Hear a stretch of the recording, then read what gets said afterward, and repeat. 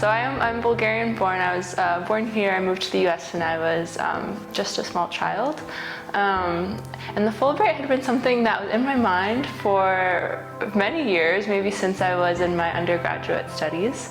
But it never felt like the right time. It was always, you apply the previous year for the year ahead, and I always had something else coming up the year ahead, and I also never knew what the perfect project would be.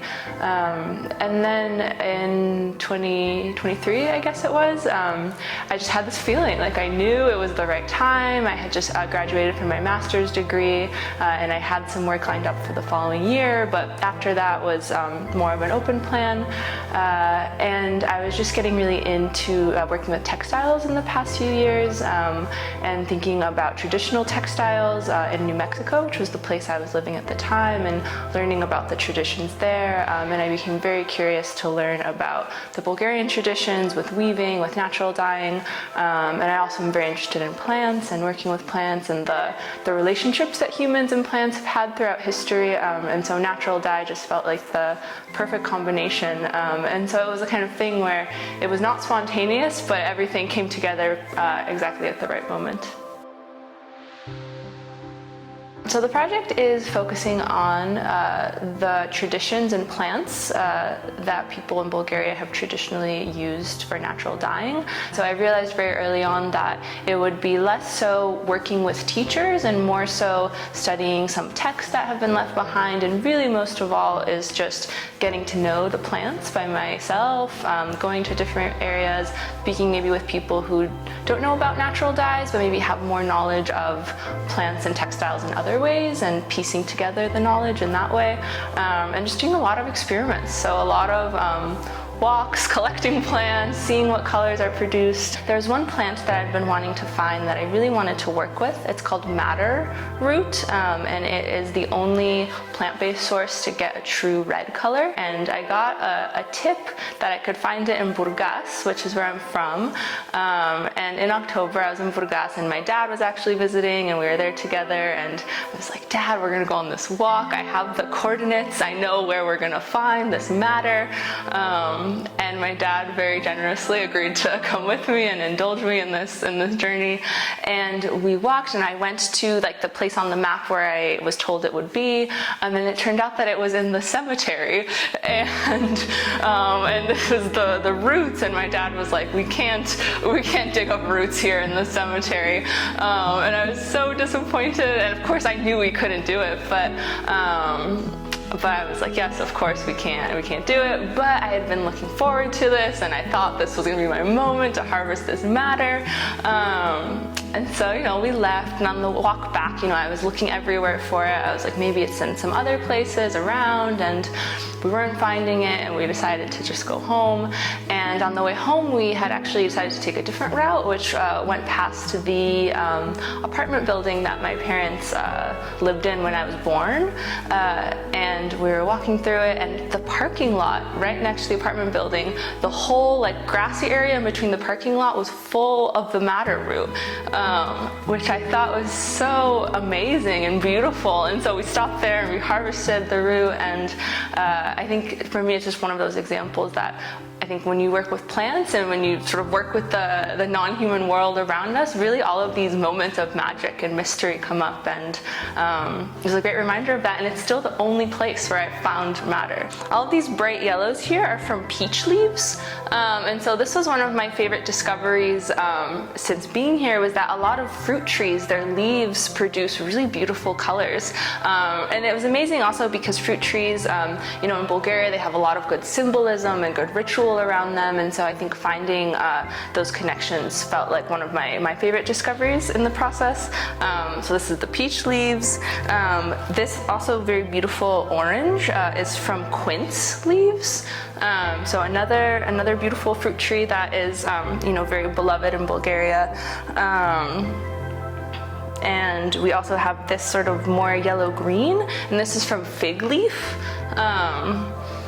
And more of a classic brown, these are from walnut leaves. So this is one of the most well-known sources of natural dye, the walnut leaf. This is one, you know, if you just tell people, when I was telling people I was working on this project, they were like, oh, my grandma used to dye it with walnut leaves. So that's a very common one. And one of my favorites from this spring actually has been this beautiful pink, some different nuances of pink that come from willow leaves. And so a beautiful moment, I was in Plovdiv this spring and there was a big windstorm sometime in maybe beginning of April, and I was walking along the banks of the Marica, and a big branch had fallen off of this willow tree. There's a lot of willow trees there along the river, and I decided to just experiment and harvest with the branches that have fallen, because in my, you know, natural dye practice, I like to, you know, maybe use plants. I'm not hurting the plant or killing the plant, but sort of harvesting what would normally go to waste. And so I harvested from the leaves and the bark, and I was getting these beautiful pink tones, and it's one of my favorite plants to work with now. And this beautiful sort of gray-green is from nettle. So also along the banks of the Marica, there's a lot of nettle that grows, and so I was calling this my, my Marica color palette. I think that this question is really at the core of the project, and yeah, I think the idea of traditional knowledge was something really interesting to me and one of my biggest motivators in coming. And I think what I learned when I learned, you know, fairly early on, but also throughout, is that natural dyeing was really the first of the textile crafts to stop being passed down and to sort of disappear as an art form when the synthetic dyes started coming in the sort of end of the 1800s.